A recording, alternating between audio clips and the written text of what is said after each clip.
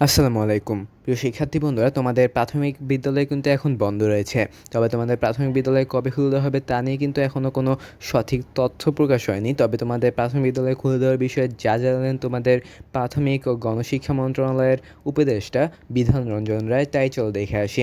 সেখানে বলা হয়েছে প্রাথমিক বিদ্যালয় কবে খুলবে তা কথা বলে ঠিক করা হবে বলে জানিয়েছেন অন্তর্বর্তীকালীন সরকারের প্রাথমিক ও গণশিক্ষা উপদেষ্টা ডক্টর বিধান রঞ্জন রায়। সোমবার 12 আগস্ট সচিবালয়ে সাংবাদিকদের এ তথ্য জানান তিনি। ডক্টর বিধান রঞ্জন রায় বলেন, প্রাথমিক বিদ্যালয় কবে খুলবে তা কথা বলে ঠিক করা হবে। অস্থিরতা স্বাভাবিক না হলে অভিভাবকরাও পাঠাতে চাইবেন না, তাই তা ঠিক করে সিদ্ধান্ত নেওয়া হবে।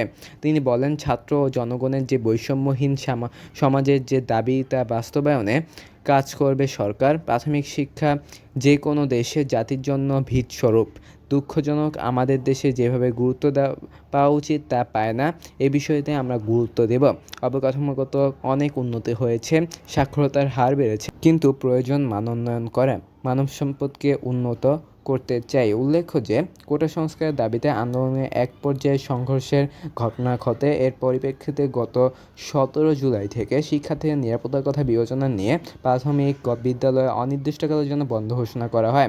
একই কারণে শিক্ষা মন্ত্রণালয়ের আওতাধীন মাধ্যমিক ও উচ্চ মাধ্যমিক পর্যায়ের সব শিক্ষা প্রতিষ্ঠান, স্কুল, কলেজ, মাদ্রাসা ও কারিগরি প্রতিষ্ঠান এবং পলিটেকনিক ইনস্টিটিউটগুলো শ্রেণী কার্যক্রম পরবর্তী নির্দেশ না দেওয়া পর্যন্ত বন্ধের ঘোষণা করে শিক্ষা মন্ত্রণালয়।